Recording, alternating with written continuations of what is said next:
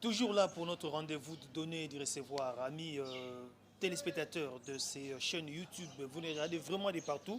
Nous avons toujours l'occasion de revenir sur vous pour vous donner de l'information et cette information instantanée et puis de l'actualité pour vous dire des choses réelles qui se passent dans le monde entier, surtout en République démocratique du Congo. Nous sommes dans la province du Kasaï, mais précisément dans la ville de Chikapa. Merci encore une fois parce que vous êtes avec nous.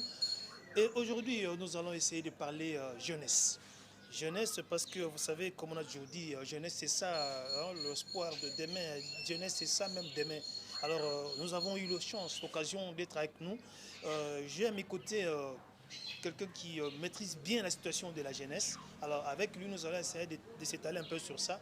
Bonjour, mon frère. Bonjour, cher journaliste Dimi Mbaya. Bonjour à tous les téléspectateurs qui nous suivent en ce moment. En fait. Merci. Vous êtes bien sûr Bosco Yamba, président fondateur d'une structure de la jeunesse. C'est quoi d'abord cette structure? Merci beaucoup. Je m'appelle Bosco Yamba. Je suis le coordonnateur pays de la structure dénommée Encadrement et de la jeunesse congolaise. Je suis aussi le vice-président du conseil communal de la jeunesse, comité de Djibouba 1. Je suis le vice-président de la jeunesse pour Christ, pour toutes les églises, n'est-ce pas, de Christ au Congo, ici dans la province de Kasaï. Et bien donc, pour la jeunesse, nous avons des pieds sur terre en fait. Voilà. Ah bah, j'avais raison hein, pour essayer un peu de revenir et parler sur la jeunesse. Voilà. Alors, vous avez votre structure qui date depuis combien d'années comme ça? Voilà, déjà, probablement déjà 6 ans, parce que c'est depuis 2018 que nous sommes là. Et la structure, comme je viens de le dire, c'est encadrement de la jeunesse congolaise. Et elle a été mise en place depuis 2018, mais l'idée de sa création, ça datait déjà depuis 2016, juste après avoir participé, soit assisté, n'est-ce pas, à ces mouvements insurrectionnels du fait chef coutumier Kamounan Sapon, qui a essayé vraiment de déranger l'espace Grand Kassai. Et on avait compris qu'il y a eu une rupture, n'est-ce pas, sociale de la jeunesse. Il y a eu vraiment un taux accru du tribalisme qui gangrenait déjà les têtes des jeunes. Eh bien, nous avons compris qu'en tant que visionnaires, on a compris qu'il y a un danger permanent si jamais la jeunesse va essayer d'avancer dans un ordre dispersé. C'est comme ça, en 2018, on a dit, voilà, le meilleur moyen, n'est-ce pas, pour réunir tous ces jeunes, nous devrions automatiquement mettre en place une structure dans laquelle nous allons essayer de lutter contre le tribalisme, de promouvoir l'entrepreneuriat de la jeunesse, essayer de mener des lobbying pour la participation de la jeunesse à la gestion de la chose publique et aussi essayer de lutter contre les violences basées sur les genres et toutes formes des antivalets. Donc il y a beaucoup d'objectifs et puis de secteurs d'activité. Tout ça c'est bien. C'est énumérer les objectifs et le pourquoi de votre structure. Voilà. Mais depuis que vous êtes, voilà, qu'est-ce que vous avez déjà entrepris comme action hein, ici sur place? Alors, les activités sont nombreuses, elles sont vraiment légion, mais je ne saurais pas tout citer. Ah oui. Et déjà, la jeunesse kassaïenne qui est en train de me suivre à l'instant, elle est en train de comprendre qui est en train de parler. Donc, elle a vraiment une image parfaite de la personne qui est devant vous, M. Bosco Yamba. Oui. Donc on a essayé d'exercer beaucoup d'activités. On a mené une campagne, n'est-ce pas, en 2022-2023 pour la sensibilisation et la vulgarisation des tests légaux sur les plans local, national, régional et international. Et ces tests-là qui protègent les droits de la jeunesse. Entre autres la résolution 2250, on a parlé de la résolution 1325, on a parlé de la charte africaine de la jeunesse, on a parlé aussi de l'article 42 de la constitution de la République démocratique du Congo de 2006. Tout ça, les soucis, c'était quoi? Voilà, qui parle de la jeunesse. Parce que là, l'article 42 parle impose au pouvoir public de protéger sa jeunesse contre toute atteinte à sa santé, et à son éducation et à son développement intégral. Mais si vous descendez sur le terrain, vous allez voir comment les jeunes sont en train d'étudier. Si vous descendez sur le terrain pour voir la santé que présente la jeunesse, si vous entrez sur le terrain pour voir le taux de chômage que la jeunesse est en train de croupir dans la misère, alors que le pouvoir public est là et la loi impose à ses pouvoirs de prendre en charge la jeunesse. Donc c'était bizarre. Maintenant, nous avons essayé d'informer la jeunesse, n'est-ce pas, de stimuler aussi cette jeunesse-là à savoir réclamer ce qui est de ses droits. Alors, hormis ça, nous avons formé les jeunes, nous les avons formés en fait aussi et plus de 200 jeunes, n'est-ce pas? Ah bon, plus de 200 jeunes. Plus de 200 jeunes, je parle ce que je suis en train de maîtriser. Donc nous étions en collaboration avec l'ONG APDF et ensemble aussi avec les amis de l'ONU Femmes, n'est-ce pas? Et ces jeunes-là, ce sont des jeunes à risque, on les a appelés les jeunes à risque. Ce sont les jeunes qui ont été, n'est-ce pas, dérangés par les systèmes, les mouvements insurrectionnels de Kamuna Sapon. Les autres ont perdu leurs parents, les autres ont perdu, n'est-ce pas, les biens, les autres n'avaient pas encore les moyens pour entrer, n'est-ce pas, dans les milieux éducatifs, alors que cet état de manque poussait les autres à devenir déjà des bandits, des Koulouna sur la ville. Okay. Nous les avons formés en entrepreneuriat et à l'issue de cela, nous avons essayé aussi de les doter de kits de réinsertion.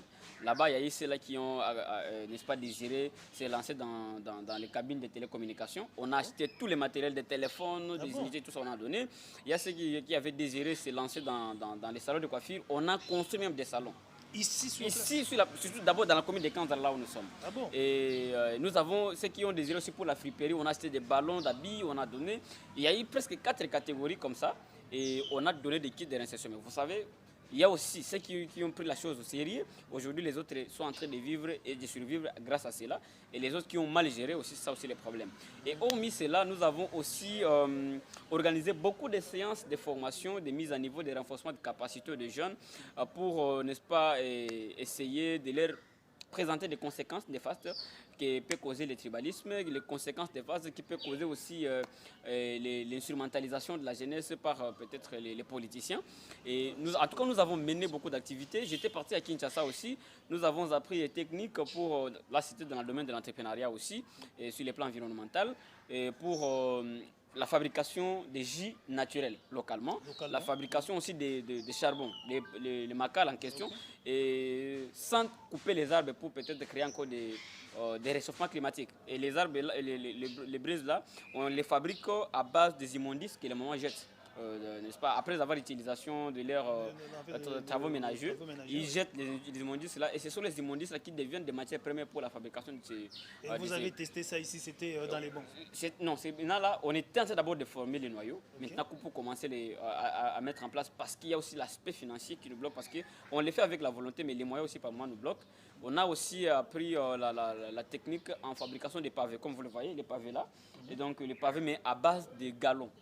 Donc vous buvez de l'eau, vous prenez les galops, vous jetez. Mais or que ces galops-là sont aussi des matières premières pour la fabrication de pavés. Alors ici dans la ville, il y a beaucoup d'amis qui construisent. Si déjà il y a déjà par exemple les 100 jeunes qui fabriquent déjà ça, ils peuvent se prendre en charge. Donc, et puis on va essayer de lutter contre le réchauffement climatique, voilà. Et puis tout qu'on sort. Voilà, donc voilà de façon générale, mais il y a autant d'activités.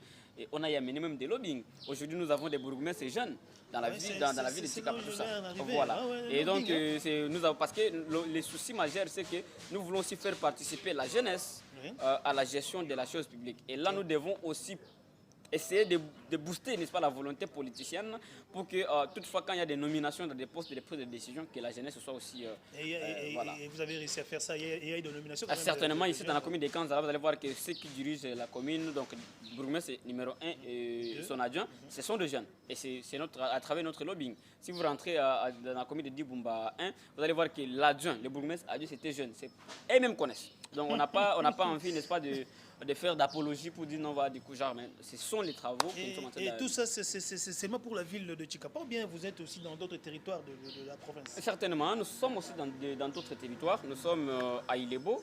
Là, je salue en passant les coordonnateurs sectionnaires à Miss Njoko. Nous sommes dans les territoires de Kamonia aussi. Donc, il reste sur les 5 territoires, nous sommes dans 4, plus la ville de Tikapa. Mais les soucis majeurs, parce que les démarches sont entrées dans ces entreprises, les soucis majeurs, c'est que nous ayons le document au niveau national, parce qu'au niveau provincial, c'est bon déjà. Au niveau national, pour que la structure soit installée sur les 26 provinces de la RDC, parce qu'il s'agit de l'encadrement de la jeunesse congolaise. Donc nous sommes déjà dans les territoires aussi et ne vous inquiétez pas. Bon, est-ce que votre structure collabore avec d'autres structures de la jeunesse, notamment le Parlement des jeunes qui est reconnu bien sûr au niveau national? Voilà, et certainement oui. Seul on peut aller vite, mais ensemble on peut aller loin. Donc c'est comme ça que nous travaillons en synergie. Non seulement les parlements des jeunes, nous collaborons aussi avec les amis des syndicats des jeunes. J'ai salué mon ami qui est en train de me suivre, je ne veux pas, voilà. Nous collaborons aussi avec les amis des Jérôme. Il y a beaucoup de jeunes, beaucoup de structures de jeunes, donc on comprend que c'est un combat que l'on ne peut pas s'en charger, mener seul. Donc ensemble, on peut devenir fort, ensemble, on peut faire un noyau pour changer les choses. Donc nous collaborons avec toute cette synergie-là des structures qui militent pour le développement de la jeunesse. Alors merci, avant de chuter, on va parce que c'est l'actualité, il faut parler de ça. C'est vrai que comme on parle de la jeunesse, nous allons vous rappeler qu'il y a eu un incident, il y a eu vraiment des autres côtés IEC ici à Tchikapa, on a brûlé, on a cassé, et ce sont les étudiants, c'est la jeunesse. Alors vous, en tant que quelqu'un qui milite vraiment sur la jeunesse, comment trouvez-vous ce qui s'est passé? Déjà, de prime abord, je suis mécontent. Et j'ai condamné fermement cet acte parce que beaucoup de ces étudiants-là étaient des jeunes. Et il y a un dicton en droit qui dit qu'un droit qui ne se réclame pas se perd. Mais un droit aussi mal réclamé se perd aussi doublement. Donc les étudiants pouvaient avoir raison, oui, mais la procédure qu'ils ont, n'est-ce pas, empruntée pour réclamer leurs droits n'était pas une bonne procédure. Et mettre à genoux l'administration de toute une institution publique, ce n'est pas quelque chose qu'il faut applaudir. Et les amis doivent comprendre que les hommes passent, mais les institutions restent. Donc s'ils avaient des accrochages avec l'équipe dirigeante actuelle de l'IEC, on devait rendre compte, régler des comptes par exemple avec l'équipe, mais pas prendre toute une administration d'une institution publique en otage et jusqu'à arriver à brûler cela. Mais est-ce qu'ils savent? Il y a même leurs oncles qui ont fait les études de l'autre côté là, à l'ISP, qui ont laissé leurs documents là-bas, leurs diplômes qu'ils n'ont jamais récupérés. Il y a même leurs enfants qu'ils vont mettre au monde, peut-être qu'ils vont aussi emprunter les chemins de l'école ISC. Et quand on a brûlé cette administration-là pour beaucoup d'années, est-ce qu'ils comprennent le dégât qu'ils ont commis et puis les conséquences néfastes qui vont s'en suivre? Et moi, je ne pense pas que l'on devait encourager. Ils avaient raison, oui. Je ne sais pas aussi s'ils avaient raison ou pas. Mais le problème, c'était que démocratiquement parlant, il y a des procédures pour réclamer son droit. On peut faire des marches, on peut faire des sit-ins, on peut faire des lobbying, on peut contacter directement les autorités, parler, voyez, des dialogues, et pour que la situation puisse changer. Mais aller directement détruire, brûler comme ça une institution de l'État, et moi, en tout cas, je suis vraiment désolé. Et voilà. Merci beaucoup, amis téléspectateurs. Ça encore, nous avons encore beaucoup à dire parce que c'est un vaste champ, hein, la jeunesse. Donc on aura encore à revenir sur vous un moment pour parler encore surtout de cette jeunesse qui, nous voyons aujourd'hui, un peu prise en otage par la politique et tout ça. On va revenir sur ça. Merci, amis téléspectateurs. Vous êtes bien sûr sur FBAD TV, votre chaîne YouTube que vous aimez beaucoup. Vous nous suivez partout dans le monde. Nous sommes très contents. Abonnez-vous massivement. Nous disons merci à notre cordon, lui c'est Franco Badibanga. Et je crois, avant de discuter, je crois peut-être qu'il faut passer un petit message à la jeunesse, peut-être qu'ils vont avoir la chance de nous suivre. Nous devons comprendre que nous sommes une force pour demain, pour la nation congolaise. Et la jeunesse, c'est un état d'esprit. C'est ce que j'ai toujours parlé à ces jeunes. Nous devons changer notre façon de voir les choses. Et donc, nous ne devons pas être des amis qui doivent se comporter d'une manière de délinquance, d'une délinquance juvénile en fait.